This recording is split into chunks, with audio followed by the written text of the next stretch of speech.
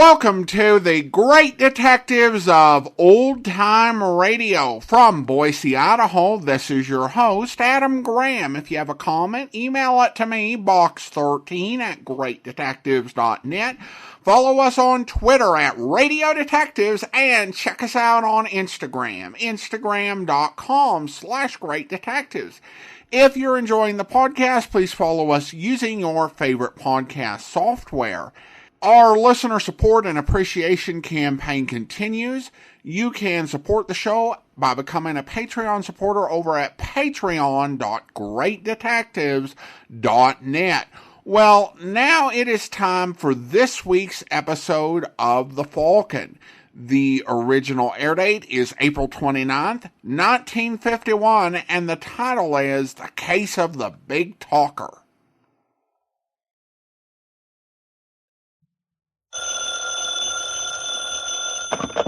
Hello? Yes, this is the Falcon speaking. Oh, Nina. I'm glad you called. Oh, you'll have to cancel me out tonight, Angel. I just landed a new client. Of course, I wanted to turn down his business, but no matter how I talked, this boy insisted on giving it to me.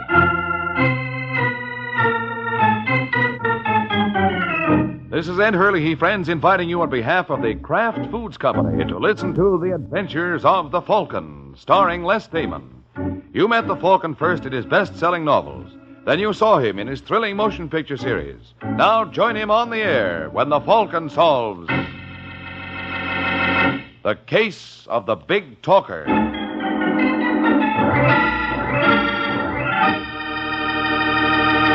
Sunday afternoon and time for another thrilling adventure of the Falcon. But first, a word about another kind of adventure. An adventure in flavor. For right now at your grocer's, there's a wonderful new salad oil for use in your homemade salad dressings, your cooking, your baking. It's Kraft Salad Oil. The first salad oil ever offered for your home use by the makers of all those wonderful Kraft prepared dressings. Now, Kraft Salad Oil is more than just a new oil. It's a new kind of oil, a lighter-bodied oil to mix quickly and perfectly with all other ingredients. That's because it's not just refined. It's superfined by a special process created by Kraft. Yes, superfined, to put new magic into the salad dressings you make yourself, into those wonderful chiffon cakes you pride yourself on, into every home recipe that calls for liquid shortening. Don't wait to get acquainted with Kraft Salad Oil. Look for the bottle with the beautiful label tomorrow at your grocer's. Get Kraft Salad Oil.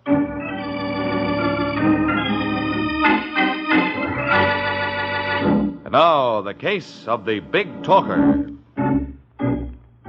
It's Sunday evening in New York, and a trio huddles in the rear booth of the Pelican Club. Reading from left to right, they are Joe Greco, Danny Bell, and William Palmer.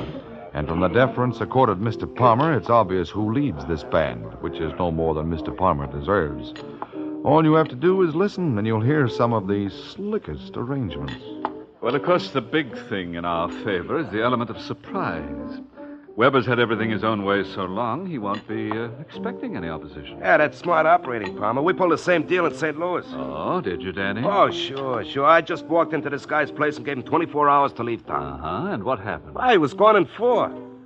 They play awfully rough in St. Louis, don't they? Yeah, you're not kidding. Maybe this league won't be fast enough for him, boss, huh? There's always that possibility, Greco. Well, I remember one time... Much as I'd love to hear you reminisce, Danny, I'm afraid it's getting late. Oh, well, that's okay. Just remind me to tell you sometime about Lefty Wilson. I'll make a note of it. But getting back to Weber... You don't have to draw me a diagram, Palmer. I got the picture already.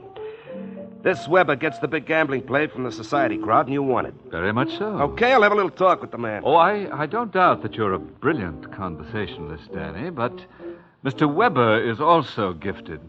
And let's assume that nothing you say moves him. What's your next step? Well, we take over. You see, Greco, nothing baffles him. We take over. Sure, it's as simple as... As falling off a log? Yeah. Wonderful. When can we expect this eviction to take place? Hey, now, wait a minute, Palmer. Don't tell me that you haven't an answer for that. Well, don't forget, I'm a newcomer in town. Oh, I've got news for you, Danny. The people in New York are exactly like those in St. Louis. They eat, they sleep, they breathe And a little .38 caliber slug can stop all those vital functions. You mean you expect me? Uh-huh. Well, you're crazy. You hear that, Greco? I'm crazy. Here I voiced a simple suggestion. Look, if you want someone to kill Weber, you better get yourself another boy. Well, what's wrong with the one I just hired? Well, first of all... Look, Palmer, never mind his phony. I'll do it. Greco, this is not the Army. If I wanted to volunteer... I only thought well, that I... don't. Oh. Danny's going to come through for us, aren't you, Danny? Well... You see, Greco, you misjudged him. Why, the minute I spied Danny, I bet he was a man of action. And you know me. I only put my money on sure things.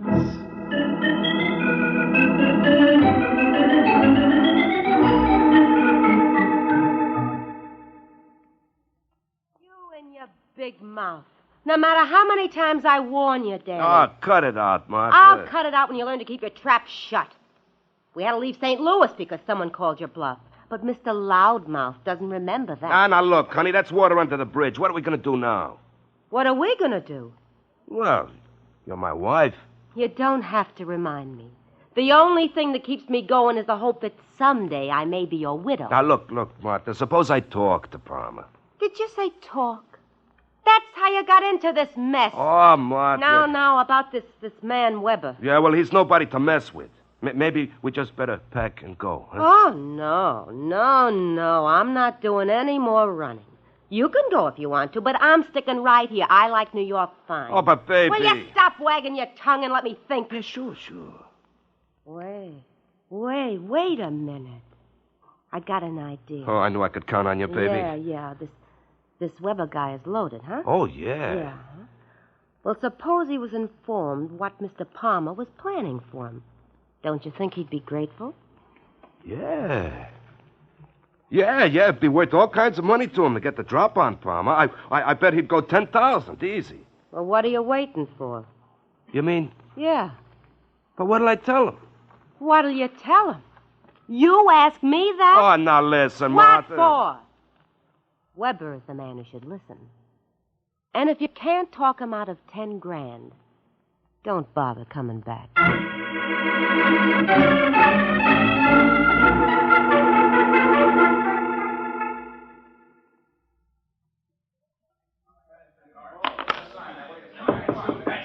Yes?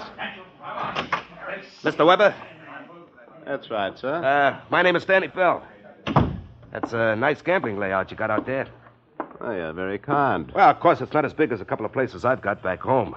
Home? Yeah, St. Louis. Greatest little town in the world. I'm sure. Yeah, I hated to leave, but I got a proposition I couldn't turn down.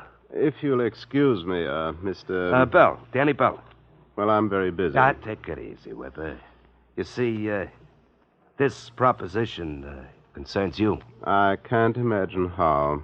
Oh, you think I'm running off at the mouth, huh? That's rather an inelegant but accurate way to describe it. Well, suppose I was to tell you that someone was planning to knock you off. Now you have aroused my curiosity. Well, is it worth 10 grand for the complete details? Definitely. Well, the name of your party is William Palmer. Oh, Mr. Palmer, eh? Yeah, he figures on taking over this place. It just occurred to me, Mr... Bell. How do I know this isn't a hoax? You don't know who you're talking to. No. Well, Palmer and me are just like this, see? He wanted me to knock you off. It's a lucky thing for you, you got friends. Oh, have I? Oh, sure. They told me you were a swell guy. They were exaggerating. Yeah, that's the only reason I came here. Well, I appreciate it, Mr... Bell. Forgive me, I have a horrible memory for details. What about that 10 grand? I'm running a big risk, you know. Then you'd better start running. Look, Weber. But perhaps you need something to send you on your way? Well? All right, I'm going. Thank you. But don't you worry, Weber. I'll be seeing you. I doubt that, sir. I don't ever expect to hear from you again. Is that understood?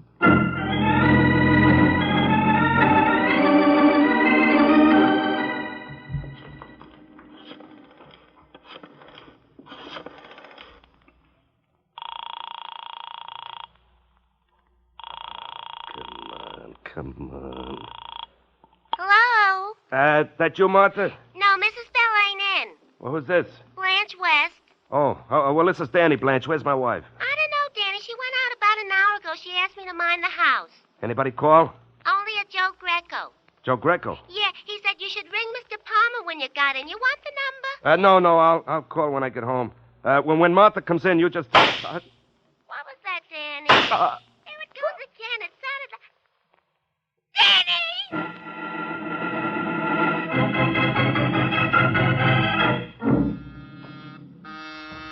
Second, Louise. Right with you. Hiya, ain't you? Why, Mr. Waring. I'm sorry. I was expecting someone else. Little girl named Louise Mason? How do you know? Oh, I'm a guy who knows everything. Greco's the name. Joe Greco. What do you know about Louise? I know she had a date with you and she ain't gonna make it. Why not? Let's just say she was indisposed. If you're gonna call her, Waring, you'll be wasting your time. I don't think she'll answer. Believe me, friend, I know wherever I speak.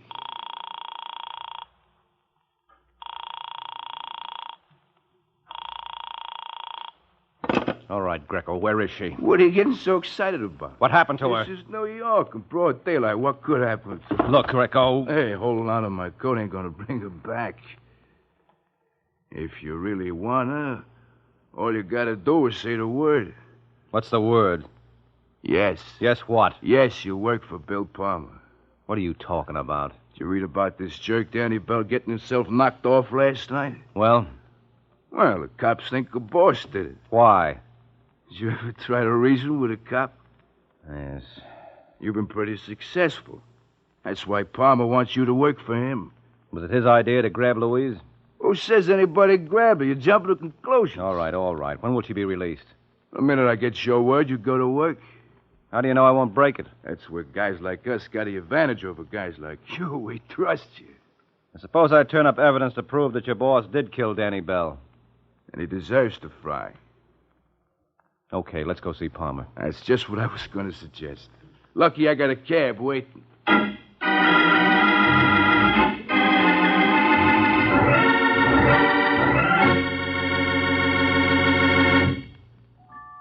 It's lighter-bodied. It's superfined.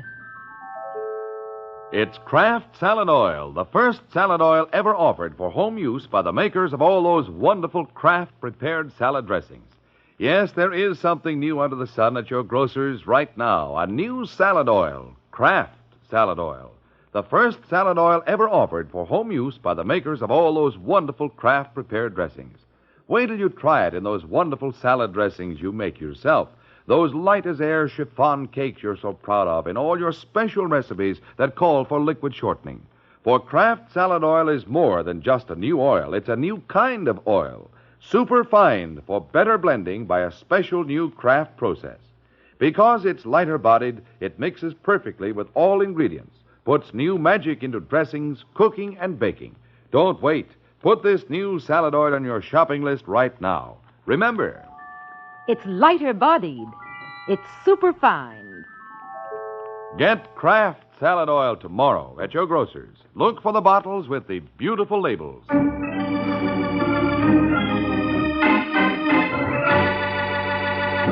Now, back to the adventures of the Falcon.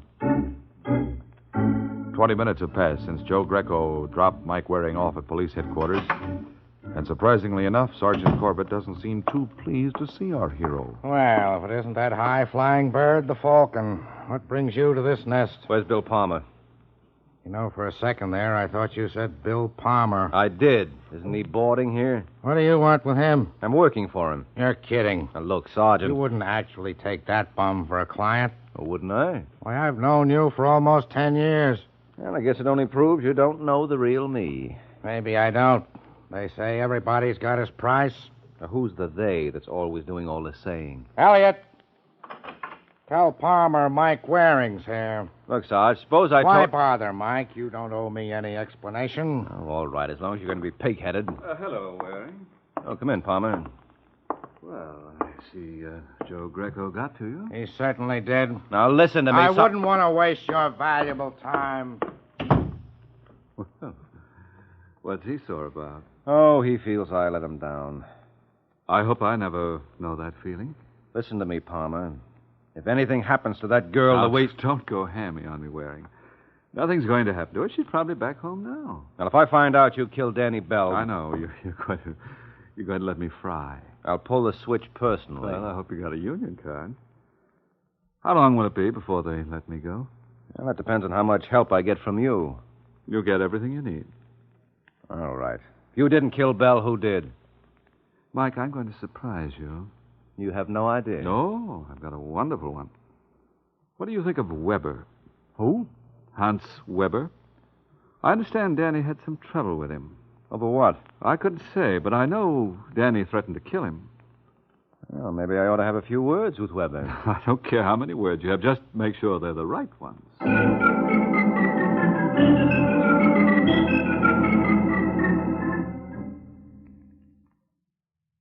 You know what makes me feel badly, Waring? No, what, Weber? It's only on occasions like this you come up to the club. Well, I can't afford it. Even with Bill Palmer for your client? Now we're right back where we started. He thinks you should be in his place. Such ugly suspicions, Mike. Believe me, I hardly even knew this, Danny Bell. Thank you. Mm-hmm. Well, by any chance, would you happen to recall if you killed him? Well, I might remember that if I had a motive. You did. Danny threatened you. Then I could plead self-defense. You could. Well, thanks for the advice, Mike. If I decide to take it, I'll mail you a check.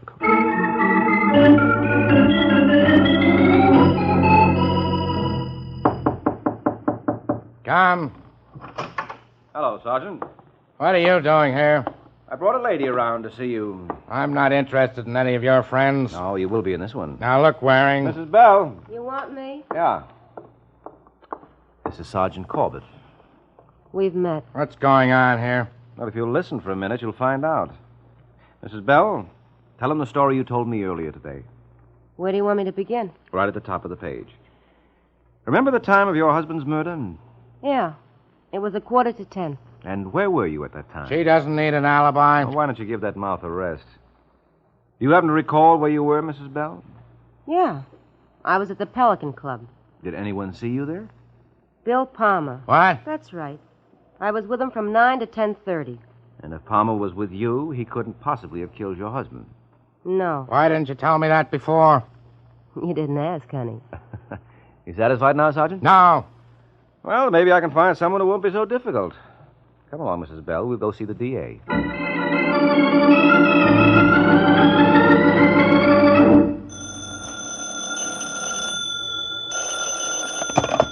Homicide, Sergeant Corbett. Corbett, this is Wilson of the DA's office. A friend of yours was just around to see my boss. Oh. Mike Waring. He's no friend of mine. Well, he must be a good friend of the chief's. The DA wants Bill Palmer released. Sergeant! Hey, Corbett! Huh? It's me. Can I give you a lift? No, thanks. I'm discriminating about the kind of people I'm seen with. Meaning I'm not. Uh-huh. Oh, listen, you You idiot. ought to feel pretty proud of yourself. All right, as long as you ask, I do. Sure. I don't know many private detectives who could do what you did for Palmer. You're darn right. But then the detectives I know don't go in for perjury. Hey, listen, who are you... On your way, Waring, you're blocking traffic.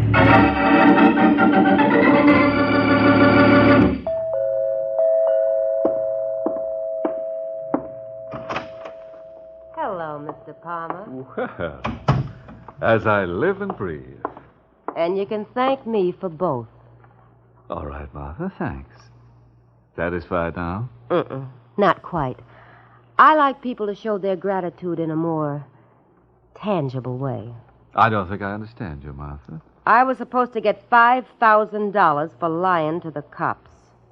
Oh, well, I've come to the conclusion I made a mistake. I could have had Joe Greco do it for nothing. Then you know where you would have wound up.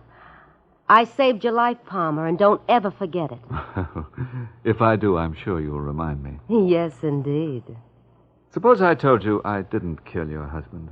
Don't make me laugh. Oh, they let me go. And we both know why. So you better dig up that money, otherwise... You'll... What? Don't ever try that again. Oh, you shouldn't have said that, Martha. I'm a gambler, and that's the kind of challenge that I can't resist. Get it out. There's no pleasing you. First you complain because I don't give you anything, then when I do, you yell twice as loud. I don't know what I'm going to do with you.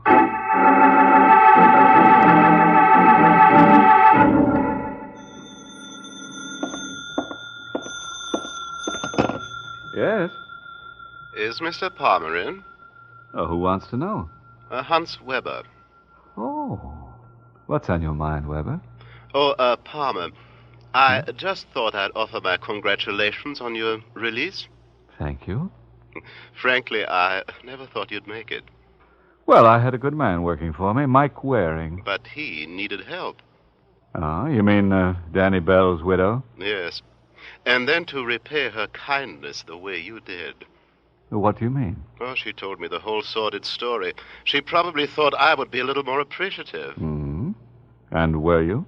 Well, I'm ashamed to say this, Palmer. You weren't. Well, offhand, I couldn't see how that information was going to help me.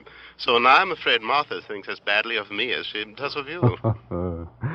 And I didn't believe we had anything in common. Oh, we have, Palmer. A great deal. Let's get together real soon and compare notes.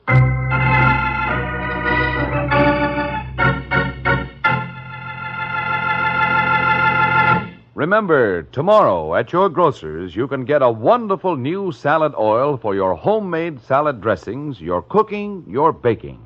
It's Kraft Salad Oil, the first salad oil for home use ever offered by the makers of all those wonderful Kraft dressings. Kraft Salad Oil is a lighter-bodied oil, superfine to blend perfectly with other ingredients. Get a pint or quart bottle tomorrow at your grocer's. Ask for Kraft Salad Oil.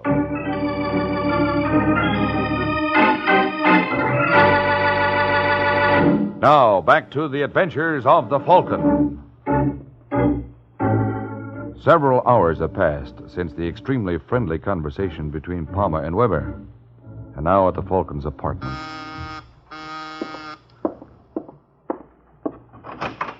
Hello, Mike. What are you doing here, Sergeant? I just dropped by to apologize. You what? Yeah, Louise Mason called me at home and told me why you agreed to work for Palmer. Oh. Why didn't you say something? I would have understood. I tried to. I know you did. Am I forgiven? Yeah, sure, Corbett. Come on in. Thanks. Care to join me in a drink? Yeah, I'm off duty. Start pouring, boy. You know, I never thought you were going to get Palmer out. Well, strictly between us, Sergeant, I was a little surprised myself. Of course, Danny's wife's perjury didn't hurt any. What are you talking about? Oh, didn't you know, Mike? She was reached. You're crazy. She admits it herself. When was this? About a half hour ago. She's out of her mind. I don't know why she came to you with that story. She saw her. She claims you wouldn't pay her off. I wouldn't pay her off? Uh-huh. She says you made the deal for Palmer. She's lying. If she was bribed, Palmer did it himself. Without your knowledge or consent, like they say. Yes.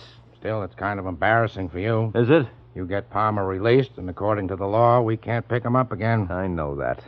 Just wait till I get my hands on him. A couple of the boys downtown think you already did. Now, what are you babbling about? Somebody put a slug through his brain. You'll die when you hear who that somebody is. Want to get a coat, Mike? Will you go like that? Now, look.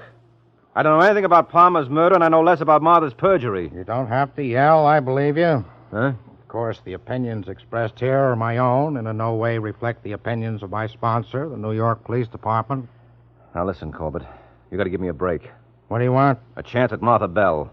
That can be arranged. And I want to see Joe Greco. You don't think... Why not? He worked for Palmer. Yeah, so did Danny Bell, remember?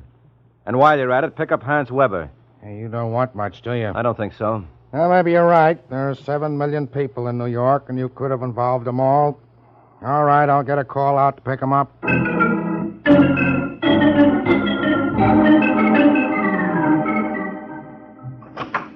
I beg your pardon. Is Sergeant Corbett... Right here, Mr. Weber.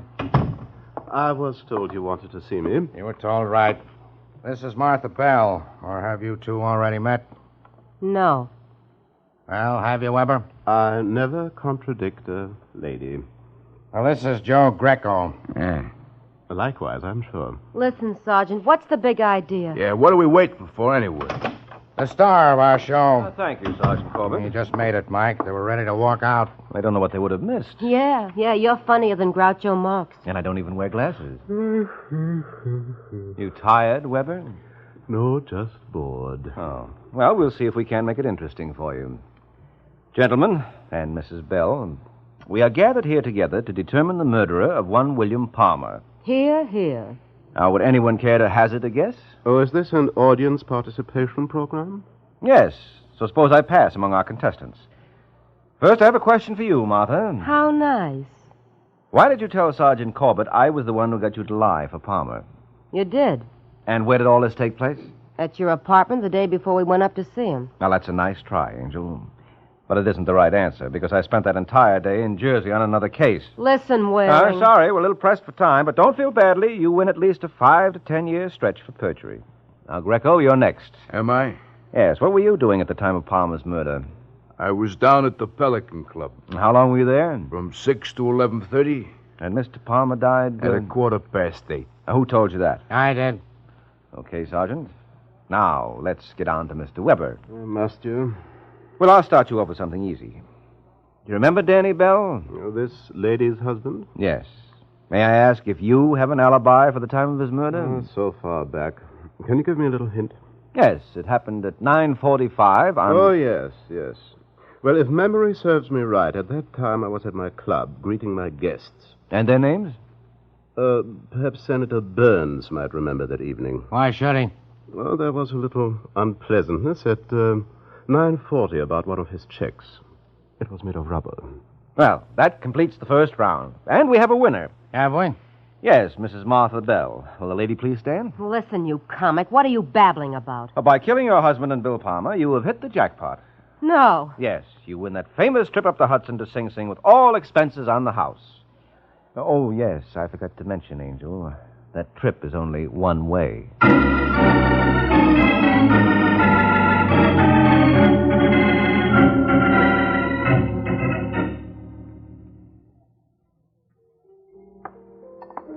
Say, Mike. Oh, look, Sergeant, I'm tired. I need a rest. Don't be ridiculous. We couldn't get along without you. Why did Martha kill Danny? Well, simple. She was fed up with him.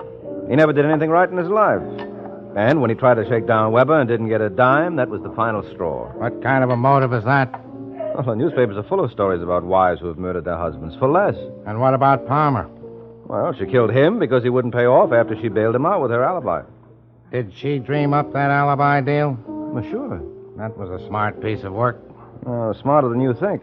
Because Palmer didn't need the alibi. He was with Joe Greco at the time. Why didn't he say so? Who would have believed it? No, she was shrewd. You see, she sold Palmer the idea that she could help him. And at the same time, she helped herself. I don't see how. Well, if Palmer was with her, naturally it follows that she must have been with him. And if he didn't kill her husband, neither did she. Well, the thing that gets me is why you took this case in the first place. Well, I told you, Sergeant. One of Palmer's boys abducted my girlfriend. I know, but that's no reason. What? If you ask me, she's a lucky girl. Oh, are you out of your mind? Well, the way I look at it, being kidnapped is bad enough. But she'd have been in a lot more trouble if she'd kept that date with you. Good night, Mike.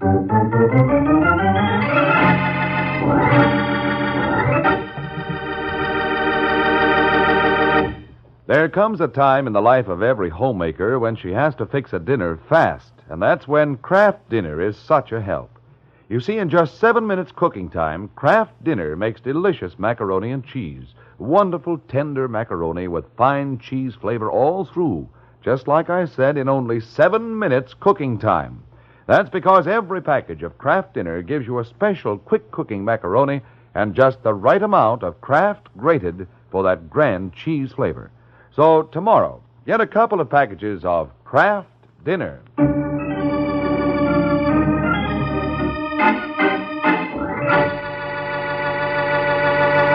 The Case of the Flaming Club.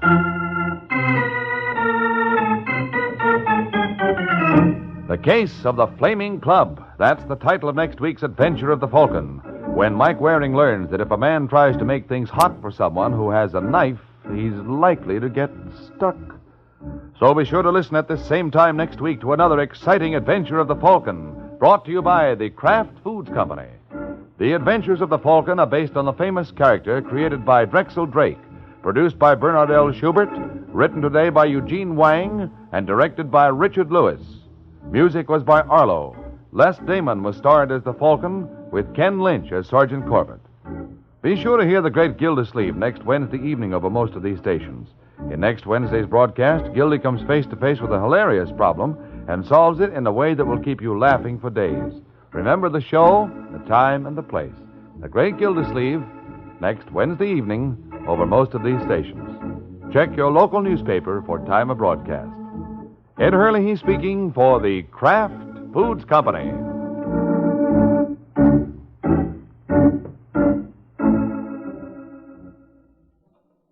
Jimmy Durante and Ethel Merman visit the Big Show later on NBC.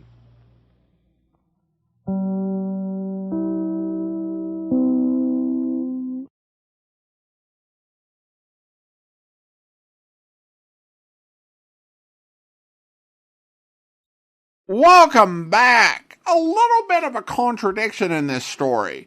When Sergeant Corbett showed up at Waring's apartment, he claimed to already have been informed why Waring went to work for Bill Palmer. And yet he asked about it at the end in order to set up the closing joke.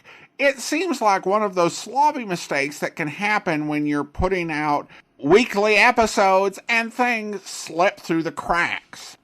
Also, Corbett said he was off duty when he came to the apartment, before informing Waring that a formal complaint had been filed against him. Was he really off duty, or did he just say that so Waring would be okay to give him a drink? At any rate, we turn now to listener comments and feedback, and we start out with an email from Jay regarding the case of the shopkeeper's gun. As always, I enjoyed your commentary on this episode, and I have the same reaction to the phrase cheese food. But the host of a food podcast I enjoy commented recently that Velveeta is cheese with emulsifiers added and compared it to meat food, otherwise known as sausage. Maybe we should give it another chance. While I'm at it, I love the running joke of Mike Waring breaking or turning down a date at the beginning of an episode and then failing to get a date at the end. Plus, the writers are smart enough not to overdo it. This episode didn't feature that pattern, for example. I also love Sergeant Corbett's sarcasm. This show is shaping up to be a favorite. Well, thank you so much, Jay. And you make an interesting case for Velveeta. And I'll give it some thought, particularly if I want to get back into the good graces of the Kraft Corporation for some reason. And then we have a couple of comments over on Instagram, and we start out with Brains Benton writing regarding the case of the carved ham. Gosh, all the characters were unsympathetic in this episode. The usual scene stealing from Sergeant Corbett was amusing. Well, thanks so much. And I think there are episodes of The Falcon that are very much like that, which can definitely be a challenge where none of the suspects are all that appealing. And this episode is a good example. I think that Bill Palmer was just absolutely horrible. The only one I was really sympathetic with in any way was the initial murder victim, who just wanted to avoid crossing that red line and was just being treated horribly by everybody. But even then, he was a thug from St. Louis. But sometimes on these shows, what does carry you through is not any sympathy with the guest characters, but the fact that you like the detective and you like the police foil. And so Mike Waring and Sergeant Corbett, who gets yet another mention today, do carry a lot of the weight of making the show worth listening to. And some of these characters definitely make it a challenge for them. And then William writes in regarding the case of the Witty Widow. Disappointed that you did not discuss the terrible ending, about the most unsatisfactory ending ever. I thought it was maybe part one of a two-part series, but no, it was just bad. I didn't call it out. I can see why it was disappointing, just because of the typical expectation of a Falcon story. But I saw what they were going for. They were trying to have a situation where realism intrudes, and it turns out the detective's client did it. And when you're trying to prove a point like that, I'm not sure, based on the story that we had, that you really would have wanted that dragged out. Because that would have been even worse, is if you do a two-parter and that's how it turns out. And in terms of disappointing endings, there's at least one other that I tend to think about, is a Dragnet episode that actually ends without us finding out what happened, because the crime was unsolved and the police never figured it out. And I'm more like, I get that can happen with the police, but that's not what folks really want to hear from Dragnet. But I definitely get why you found that ending disappointing. Well, now it is time for us to thank our Patreon supporter of the day. And I want to go ahead and thank KPass, Patreon supporter since May of 2023, currently supporting the podcast at the Shamus level of $4 or more per month. Thanks so much for your support. And that will do it for today. If you're enjoying the podcast, please follow us using your favorite podcast software, and be sure to rate and review the podcast wherever you download it from. We'll be back next Monday with another episode of The Falcon, but join us back here tomorrow for Bulldog Drummond, where... Book? I beg your pardon? I said, is it a good book? I don't know. It was recommended to me in a rather odd fashion. That's right. Can you do me a favor? I'm in a bit of a jam. It's over this book. What kind of a jam? Well, if you'll turn around, you'll notice there's a young lady. What young lady? The one standing near the front window. There's nobody there near the window. What? Oh, she's gone. All right. What is this? Believe me, there was a young lady there a moment ago. And frankly, it's a great relief to see her gone. She had an automatic pointed at me. An automatic, huh? Like this? Yes, just, I hope you'll be with us then. In the meantime, send your comments to box13@greatdetectives.net. Follow us on Twitter at Radio Detectives, and check us out on Instagram. Instagram.com/greatdetectives. From Boise, Idaho, this is your host, Adam Graham, signing off.